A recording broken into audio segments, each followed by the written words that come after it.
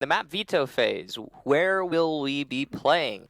Question I'm sure a lot of people are asking. Coastline was played quite a lot in the previous week, so I think it'll be banned throughout the day automatically. Yep. Clubhouse also being taken out there. Bank and Consulate already gone from these teams. Villa gone, so that's not a huge surprise. So it could be Oregon or Border. Two classics there. Yeah, we haven't seen a lot of Border this season. No, it's been a while. I mean, we started out with the very first play day, all 4 matches for Border, so, you know, it's we're right back there. Yeah, we've seen the opposite. It's entirely possible we could see something like that today because we're at least going to start with Border. This is an interesting one, though, for BootKamp especially. So Pain have played this once and won it once. BootKamp, on the other hand, played it 5 times out of the 14, or I guess if you, out of the 13 rather. They've lost 3 times, tied once, and won once. So they have not had a good track record on this map overall. So it's interesting that they'd want to go there against a team that is technically 100% success. I mean, if you think about it, you know, BootKamp haven't had a great season no matter what they play on, right? I mean, that both of these teams have had a rough go of it so far. So, yeah, not a great track record, but this matchup, it's recoverable, I guess. Interesting side note, though, this is the one where BootKamp famously banned the second hard breacher. I remember that, yeah. And that was one of those 3 losses, so that was... that was a really... Let's hope we don't see that today from BootKamp, unless they've really got a plan for that. Because the only time I've seen that really work out is for Millennium when they had that strategy with Hicks and the Fuse play with the shield. Other than that, it's generally not a good idea. Yeah, that was a really weird match as well, but the Millennium had something up their sleeve to solve the problem. We didn't see that from BootKamp. Yeah, in the BootKamp match when they banned both the hard breach, it just was a bad match. Yeah. It was a bad match, and it was tools not being there. Community vote. Who's gonna win? Why don't you tell us? This decides it. Could you imagine? Who's going to win? All right, well, BootKamp's going to win, apparently. All right, BootKamp. That's a high draw percentage, though. Yeah. I don't know if we've ever broken 20% for draw percentage. I believe we have, but I don't recall the game off the top of my head. All that said, though, we will finally get into the match. As we load in, Pain will be on defense, BootKamp on attack, which means that Pain will be banning first. What will they get rid of? This is a chance that we could see a Thermite ban, but then should hopefully not be followed up by a Habana ban. I don't know that we'll be seeing the hard breacher ban. I mean, it would be interesting if we had one of those matches. Yeah. Lion gone, not Lion's a surprise. he kind of takes over one of those roles. You rarely have the opportunity to ban 2 other attackers.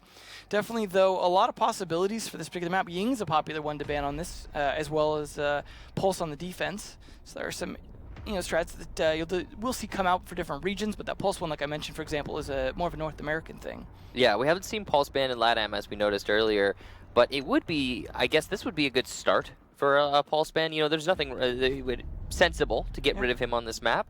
Glaz, also sensible. Yeah, very, as you said, sensible ban, just because... Yeah. A lot of thought was put into that one from BootKamp. You notice how much they're taking time out of these bans. That second one on the defense was a little bit quicker, but they did really milk the first one, which means they might be just coming up with this on the fly, which is a little bit worrisome. It's definitely possible. It also might be the case that they were just deciding between 2 options, depending on how they were feeling. But yeah, you really never know what's going through their head for sure. Also has to do with the map. I mean, if you didn't see a Border coming, then you could be caught off guard a little bit here in this match. Absolutely. Well, there goes the 2 Miras. The walking and the standing one. Yeah, the mobile versus the stationary. Both of them with such high ban rates, and those will be reinforced here in this match. Now, as we load in, it's likely we're going to be seeing Armory, of course, as the first bomb site, though Pain can decide to bring us somewhere else should they choose. Looks like it's going to be Ventilation. Interesting. I mean, we've seen this before, of course. Certainly. I mean, it used to be something G2 did even. Right, but, yeah. They changed their mind, apparently. Okay, back and forth all over the place. Well, again, you're talking about the time it's taking to do things here and make decisions is kind of worry a little bit. I'm not sure if Boar's actually going to stick on their 6th picket. It's a little bit of indecision, right? It's not the end of the world. As long as they get into it, they start winning round, I think it's not going to matter too much. So they are going to forego the hard breacher and go with the shield. So something similar to what we were talking about with Millennium, but this is risky to be doing. The difference was that Millennium did not have access to a hard breacher. Yeah. And here you have access to both. Yeah. So you can bring the shield and you can bring the hard breacher. Yeah. Crazy idea, replace the Ash with a Habana. and that apparently didn't occur to them. They're going with very frag-heavy role. If you look at the 3 attackers outside of the 2 yellow ones. Yeah, I'm speaking of the 2 yellow ones. You combine Finka and Blitz, Yeah. and that's a fragging combo to be spoken. Exactly. So this is a very aggressive lineup. This does scream rush push into. I'm hearing the same echo, the scream of the rush. Yeah. Smoke already taking a little bit of damage. It might have just been some remodeling work, catching him slightly off guard there. Although he could have been shocked by the Twitch drone as well. I mean, could have been. The amount of damage doesn't look like that matches. Although if that's 30, that's 3 shocks to get done, and I don't think that's likely. That would have required some serious negligence on his part. Would have been nice on Pal's part, though. Yeah, I mean, absolutely. Some damage done to a very valuable defender.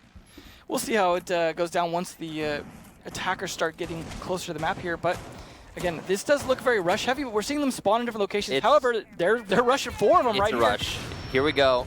Pushing in through the armory wall, and they already have site control. M-King right up front will take down GCR. Blower with the follow-up. Spawns, refrags, though. The shield gone means the defenders can fight back in earnest. Paula will take out Spawns, though, so a good flank watch here from the Twitch. And the diffuser finally planted. The rush so far paying off as Paula gets yet another kill. Revolt's the last one alive, and before he dies, he manages to get 1.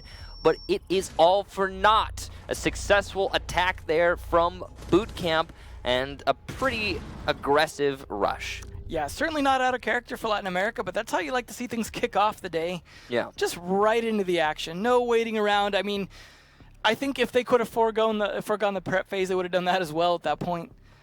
But down to vents they go, despite not having successfully defended it. So we are seeing the Finka again here, but they could just be teasing another rush this time and 6-pick off of that just to mess with Payne's head. As you mentioned, that the use of the Finka is generally going to be towards that rush strategy. I mean, Finka's also just good as an operator if used properly, though you predicted it right. Looks like it's going to be a Thatcher to combo with the Thermite. Sensible. Truly sensible. Yeah, they're thinking it's going to be lockers again, I'm assuming. Yeah, I would assume the same, but they could still make this kit work. Oh, yeah. Attacking onto ventilations. Might see a top take. Might see a take into the bathroom from Tellers. There are a lot of good options with the Thermite. With the Thatcher, that does make for an easier straight bathroom take. Just Yeah. be able to clear the batteries, open the bathroom wall, and go in a little bit quicker if they're, too top heavy, for example. I'm certainly seeing a clear of the top and followed up by maybe a Teller's bathroom push. Since they have the Thermite in hand, you want to use all of the utility available to you. Yeah. And I would have expected an armory hold as well as a second on this map. Well, you don't expect to have to defend it against the same rush again, right? So you think, Right. okay, well, we'll just defend this normally next time. Exactly. So, here we go. The setup from Payne. They're clearly putting emphasis on the top floor. The Bandit batteries over in office are going to expect the push that we were anticipating just earlier. And BootKamp can really bring anything to the table, but when you bring certain operators, you do lock yourself into some attacks. Like, you're not going to be... You can push the front door, though it would have been better with a Blitz and Finka. Yeah.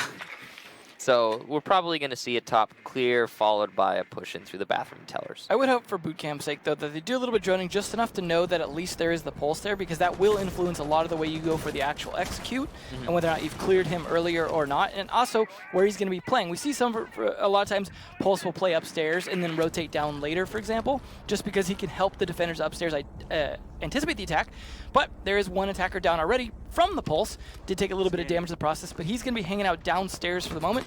Nice initial kill from him, though. IQ from above doing some damage, and Revolts will get wise to a situation, drop that heartbeat detector, and start relocating. He's lost a lot of HP, and the rotation was almost cut off there. But speaking of cut off, GCR upstairs will go to Boar, and that is not the best rotation for the Bandit. Trying to come out of offices to support his teammate and drop down into open area, but East Stairs control was already lost. M-King also takes down Spawn, so the Maestro cams, the Evil Eyes, will no longer directly influence this round, apart from possibly marking some opponents. Big problem for M-King, though. He is pretty low on health and most likely has not had a chance to use his breaches yet. So he's going to have to get in a spot to be able to do so, but he gets down and reset. So good use of the time there to make sure that he's able to get his job done. Yeah, well done to BootKamp. Efficiently resetting their teammate. FK will take down intact though, so it's nice and even now at 3-3. As I say, as Boar takes down FK1. So a constant slew of action through this round, neither team relenting or willing to give up the lead, though Pain has finally lost it. The C4 from Revolts will miss, and that's going to prompt the rest of the attackers to push in, knowing that they don't have as much teeth to fight against. Revolts, though, the last defender, his position known, and all he need to do is isolate his opponent. Boar will get the final kill. BootKamp take round number 2 and put themselves up 2-1 or 2-0. After that last round, I wouldn't have expected Thatcher to be the one to get the 3K, but nicely done on Boar's part. Just his EMP is not really the most important part of that attack. His gun definitely do some work. It was unfortunate the Pulse went for that throw at that C4 because all you actually ended up doing is clearing out the barbed wire for the attackers. Not a great thing to do in a situation like that where they're stacking up on you, because then they could push you more aggressively. Although, to be fair, it was his aggressive pushing that got himself killed in the end. They are going to try vents once again, though. Yeah, it's important to note that Revolts had an opportunity to rotate back to site way earlier in the round, and instead he chose to be a little bit aggressive, and it ended up working against him there. I mean, the upside of playing in the bathroom like that is, yes, you're cornered, but you can at least see how many are coming to you and where they're coming from. It's a pretty easy hold if you don't have to face any utility. Yeah, but either way, though, it definitely didn't work out for him. But at least getting one kill on there, at least he put up a bit of a fight. We'll see how things go down this round. Same attacker lineup, same defensive lineup, same bomb site. So this is where we see what are they going to do differently, how they can adjust from the way things went down last time, because now they are trying the same bomb site a second time. But I imagine we'll see things play out a little bit differently, especially in terms of Boar's kills on some of those roamers. Yeah. Those, I wouldn't say those were freebies, but those were definitely him catching people a lot of times on rotations, unawares that he was there. It's important to note that technically BootKamp can still be put into the relegation spot. Not the bottom one, but the 7th place, and as such they have quite a lot to fight for, just as much as Pain, who finds themselves in that very same relegation spot. It's Latin America is definitely the region that really comes down to the end, more so than some of the other ones, just because of how close so many of their points were. All of these matches today will be dealing with that bottom rung and top rung in terms of who's going to land, who's going to relegations. Here in Pain versus BootKamp, both teams face relegations. In the next match, that's the only one that doesn't really mean anything. It's FaZe versus Black Dragons. Black Dragons is auto-relegated. In all likelihood, that's going to be the case. And FaZe isn't going anywhere. Yeah, and FaZe is in first place. That's solidified.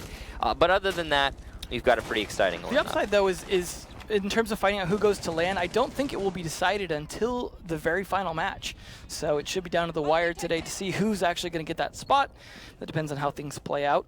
Yeah. Speaking of playing out, they are trying to play a little more spread out downstairs this time as well. You've got people in tellers, you've got people inside customs as well. They definitely don't want to be caught on I was going to say unawares in sight, but FK1 with a nice kill on the Pala, that's definitely going to soften up this attack quite a bit, meaning even in terms of soft breaching, they're going to depend on duds a lot more to open up those walls. But Revolts gets his revenge for last round onto the IQ.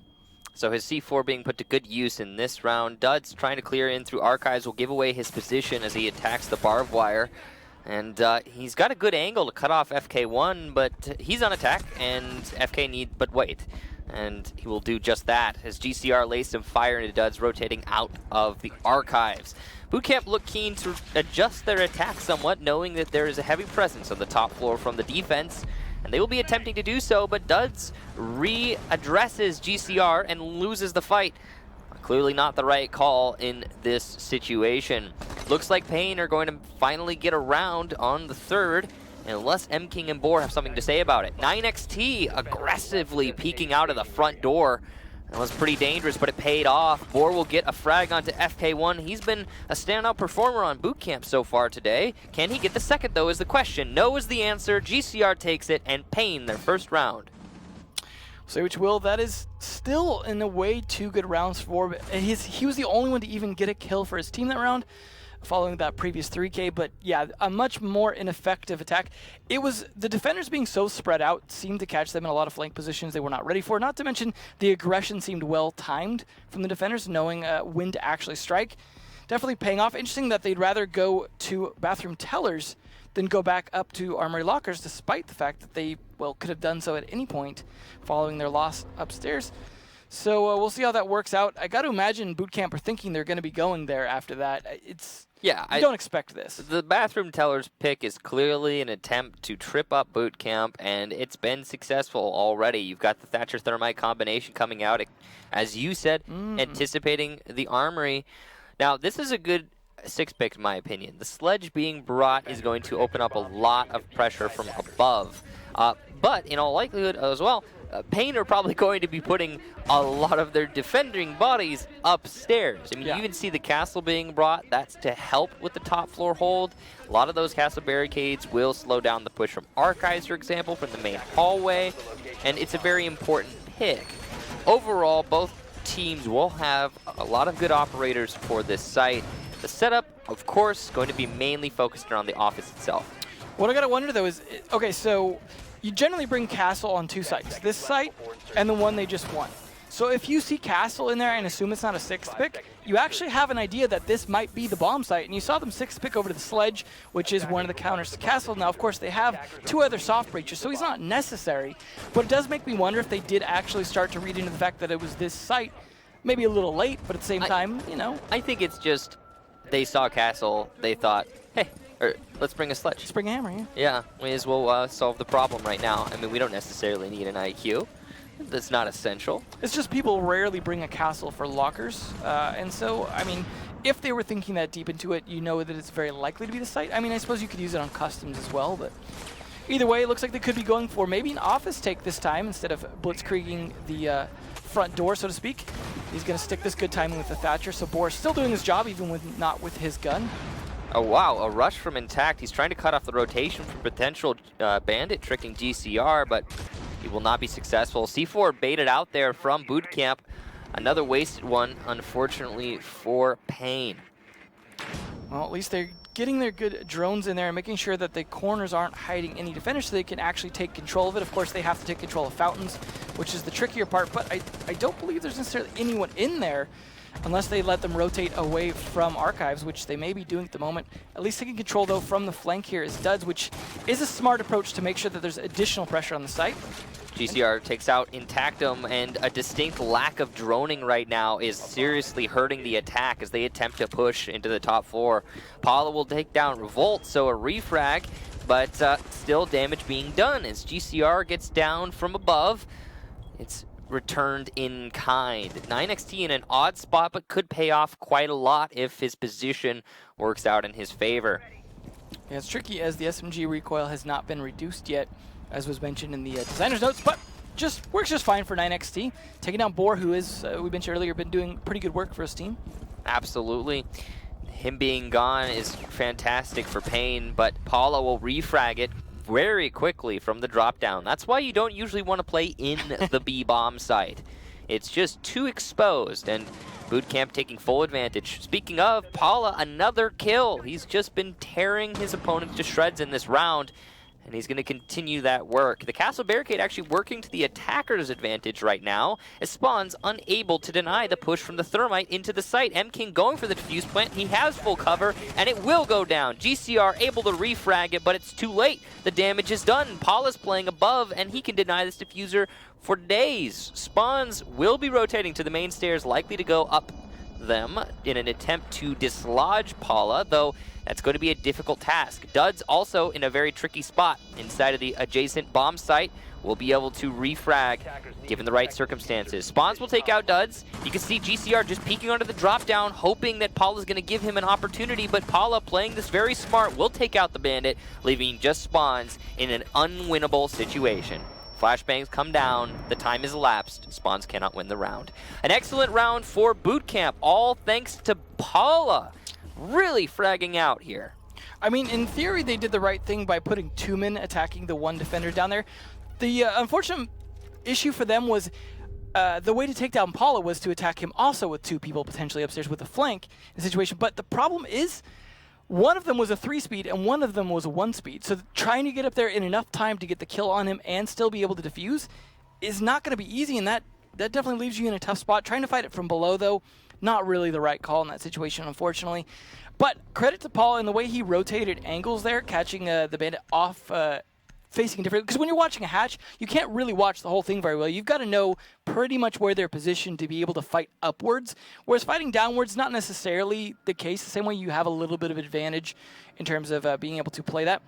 But either way, though, Pallet just playing it smart in the end does win it out. And a good attack overall, taking advantage of as many kills as they could upstairs, and the fact that, like you said, the castle barricades working against them. I mean, they had all the soft breaches to be able to open it up. It was just, it's something that, you know, always feeds into the debate about Castle, right? Is that Castle is a very advanced operator, and that his utility is not difficult to use, but it's difficult to use effectively without the right strategy for your team. And it's a situation where you also have to be conscious of the fact that there's soft breachers on the attacking team, and more often than not, unless you have impact nades, you don't have a way to quickly remove castle barricades the same way they do. So in theory, they actually, depending on the lack of impact nades or not, have the advantage in being able to decide when that gets opened.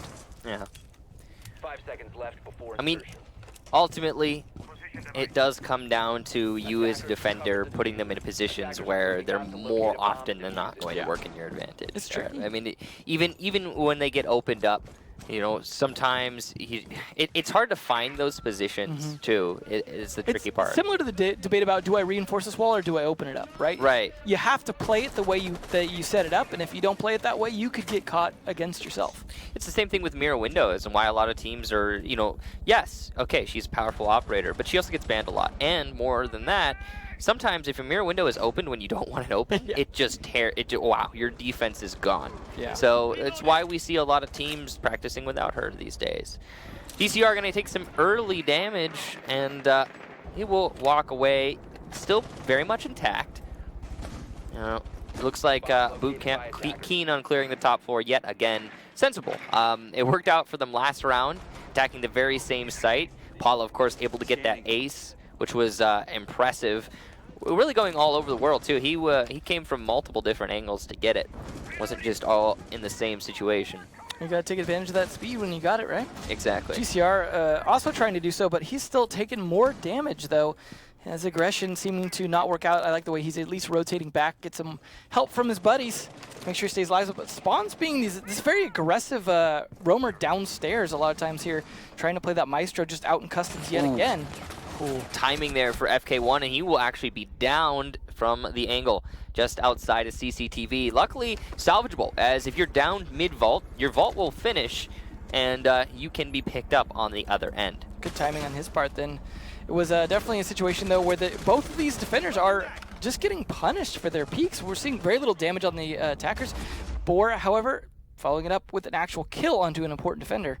Now, FK eating some more damage from Paula. GCR still very much lit up, and the pressure that Pain are feeling right now just seems to be too much for them. As Duds takes down FK1, that seems to be the case. The diffuser being planted, and Pain has nothing to say about it. Just inside of B, in the very same default location we saw from BootKamp the last round, though the difference here is BootKamp are in much better stride, and they have more bodies left alive. GCR knows he's being pressured from above and also from below. Every angle, really. As Paula takes him down, attempting to rotate, he will not be able to think much more in this particular round. Revolts will take down Paula, though. A little bit of a foolhardy rush there from Paula. Opens up a 2K for Revolts, but Intact will shut him down. So many bodies for BootKamp, and even as Spawns takes down Boar, he's in a 1 versus 2, and Duds will finish him off. BootKamp take the round and the half, 4-1. I got to question the aggression from Paolo there, but so many people left alive. You know what? It didn't matter ultimately in the end, but you really didn't need to throw more bodies at it. It was such a, I mean, you just won that last round by staying upstairs. It's called frag hunting. You know, there's in that situation, I get why you would do it, but you're definitely not a great call. Ultimately, they won the round, though. Yeah. I mean, Ashe is not really an operator for patient players, let's be honest. I mean, that's true. If we're being fair, but at the same time, you know, you got to differentiate yourself between, you know, from the other Ashe players. You know, one big thing we always like to talk about is that, you know, Ashe used to be main meta back when there wasn't so much utility available to both teams. Yeah. And she's seen a little bit of a backpedal since then. She's really fallen off in the pick rate. Not in Latin America. She's still 40% in LATAM, but in every other region. But Ashe mains, you know, Ashe players are kind of just everywhere. You know, every team has a player that was once an Ashmate. Well, we just saw that designer notes thing, and you saw where Ash was on the graph. It was pretty far high in the pick.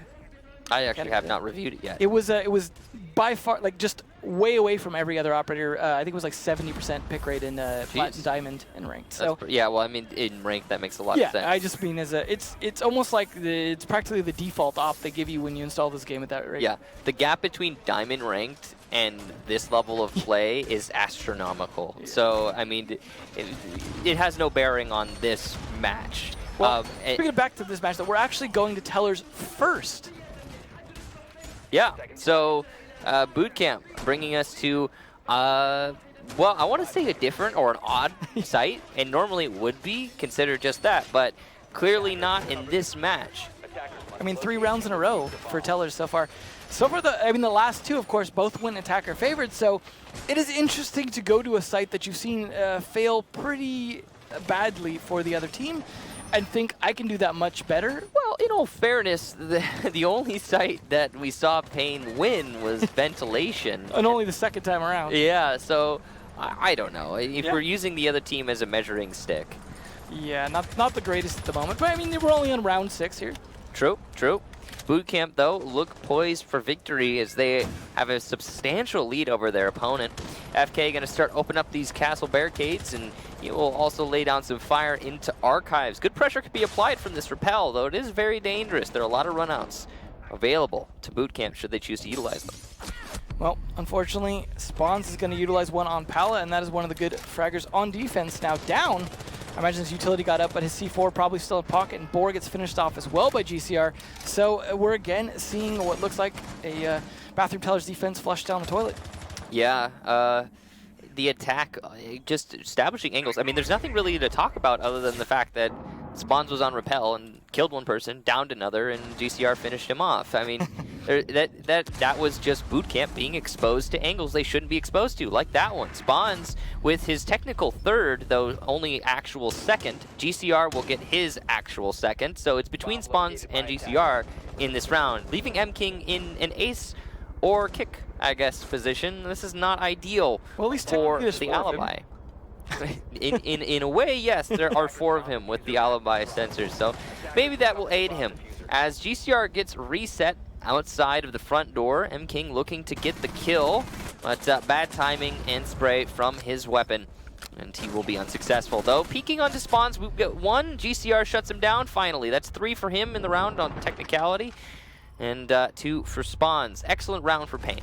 Well, luckily for BootKamp, they had a little bit of slack in terms of score. It's still, you know, double the score of your opponent, so in a 4-2 situation. So not in the worst position, but not a great way to start your defensive switch there, showing that maybe this is a whole match is going to be fairly attacker favored, as we have had 5 attacking round successes and 1 defensive round. We're going to finally see lockers for the second time. Now, it is odd to see that we're on round 7 before we see it a second time. Yeah, Armory usually the primary bomb site for most teams, and not so, I guess, in this match. It was the first one that Pain went to, though they didn't go to it after their failure there. Well, we'll see, though, how it's going to go down. There a little bit of different lineup here in the sense that there's going to be a mute being played from BootKamp, slightly different. And we're, of course, not likely to see the rush strat coming out from Pain. I don't see it as likely. Yeah, no, I think, you know, you use that rush strategy card once, and then it's done. It's busted. From then on, through the rest of the match, people will be expecting it from you. In fact, not just through the rest of the match. You know, you use a rush strategy, and then for the next 5 matches, people are like, careful, they could rush. First round jitters at that point. Yeah, I mean, in every round, really. Could happen at any time. Yeah, teams don't really relent with their vigilance on rush strategies from teams that are known to bring rush strategies. That's why it was brought here in this match, because the stakes are so high that it was necessary. Absolutely, and it's the case where the defenders do at least have some information that they can see what the attackers are bringing outside of the 6th pick and have some signal that that's happening, but there's definitely ways to kind of hide that or disguise that. We'll see, though, if this defense is going to work. There was one yokai pretty far off-site. In fact, it looks like both of them are off-site at the moment for the most part. So hopefully Pal's got some good use for those and doesn't end up in a situation where there's no way to stop the plant from going down at the end. Or at least they have a smoke. Looks like as an Echo, he's playing more of an information Echo, which is, I mean, of course, it's one of his main roles, but not having any plant denial, they're going to have to rely on fragging their opponents before they get to the actual bomb site. There's still, you know, the smoke and But C4 potentially slightly play. off-site. The Maestro as well with the evil eyes, but, you know, that you got to double up on some things at times, and plant denial is certainly one of them. Yeah, I mean, it does help if you can use the Yokais to help deny their ability to take the important parts of map control, like CCTV and stuff like that. If you're successful with that, great. Or even successful in just burning up a lot of time and forcing them to take it without losing bodies. I mean, you do have 2 Yokais, so yeah, there is that for sure. Hopefully Intact will stay alive long enough to be able to use his utility, though, as of course he can't just drive it around the map. FK wary of a run-up from CCTV, and this is the same thing that we were seeing on BootKamp's attack. Pain's not droning. Like at all. Yeah. BootKamp had the same problem. It's just like they don't drone. I'm so confused. You can see there's one person on drones right now. That's 9XT. So a little bit of work being done, but Spawns will catch the run out of Boar, who then loses connection. Not sure what happened there. He got shot off the game. He got shot out of the game, yeah, so it seems. So a good start for Pain as they put themselves one ahead. Definitely seems like maybe it's not necessarily the dominance of BootKamp so much as just the dominance of attack in this round, which, despite the lack of droning, you know, it seems counterintuitive. I mean, in all fairness, Border is kind of a shallow map, I suppose. It's not really, but the way that both of these teams have been playing on defense makes it so. Because as you can see, Duds, the Jaeger, is inside of CCTV, and he's playing by the big desk. This is such an exposed position. You don't necessarily need to drone it as much as predict it. And if you do drone it, which it seems Spawns will do right now, then you get so easy kills onto players in those spots. Speaking of easy, GCR from below will open up a lot of floor and light up his opponent of Duds, who will be finally finished off by Spawns, peeking just into CCTV. Nice attempt from Intact, though, to try and get that refrag.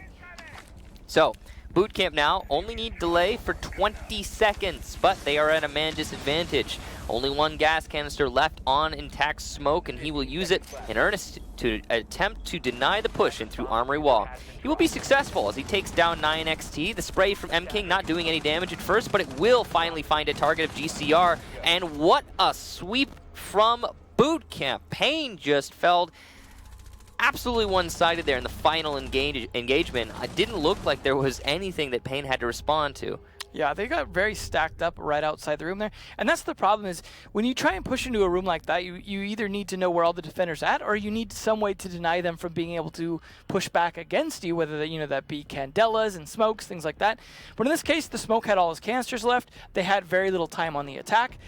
Despite the fact that they were, down 2 players, they were still in a good position to be able to push back just off of utility and time alone. Unfortunately, the attackers didn't have a huge enough advantage to really turn that around.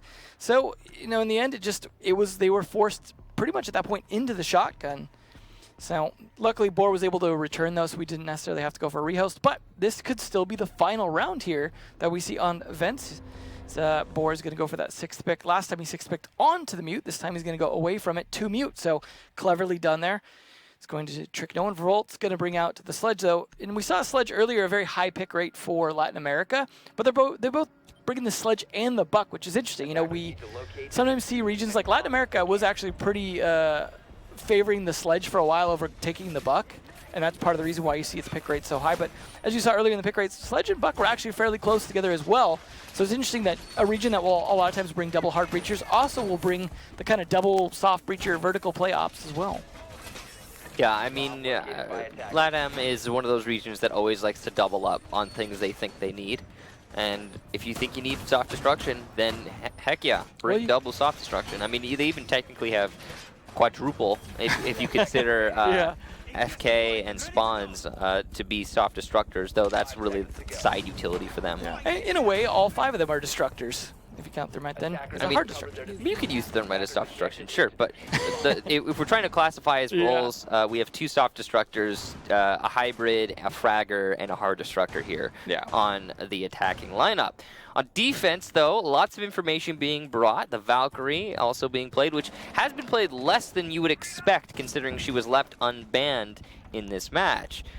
We also have the Mute for counterintelligence, and the Maestro for his own information. A spray from Paulo for a run out onto the balcony, and he will take down GCR. Excellent timing there from the Valkyrie, probably being called from some kind of camera, maybe outside, or just having great game sense. Unfortunately for them, the diffuser is now just sitting outside CCTV with no one risking picking it up just yet as well. So Paolo's doing a great job just playing time, moving away from the positions. Yeah, he's having to give up the map control, but they didn't really need control of those areas. There's been quite a few attempts already on his life. Oh! And failed! Paula, an excellent shot onto FK1. That's 2 for him. And he has almost single-handedly, I mean, you're on match point. It's 5-2, and you're losing men like flies. 9XT goes down, and Spawn's able to get a refrag. But at this point, the moral blow to Pain might just be a mortal one as well, as they now are looking down the barrel of utter defeat.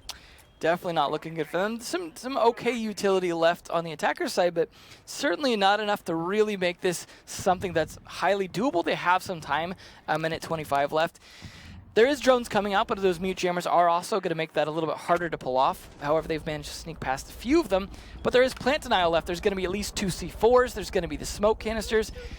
It's even if they get in a great position, if they don't kill the right operators, well, there's a good start. It's just not going to work out. Paulo with the final 2 kills, and BootKamp, take the round and the match. They end it 6-2. Quite a dominant one to start things off today. BootKamp will, if I'm not mistaken, assure themselves not relegated. They will not be pushed down to that relegation spot, no matter what. With that victory, Pain, on the other hand, I think that's it, all things considered, for them. Yeah, I believe that means that they will be in that 7th spot, no matter what. Not a great place, but at least they're not completely out. This is the one region that managed to save one of the spots, managed to stay in, and I believe it was Pain, actually, was the team that stuck through last time that were gaming before.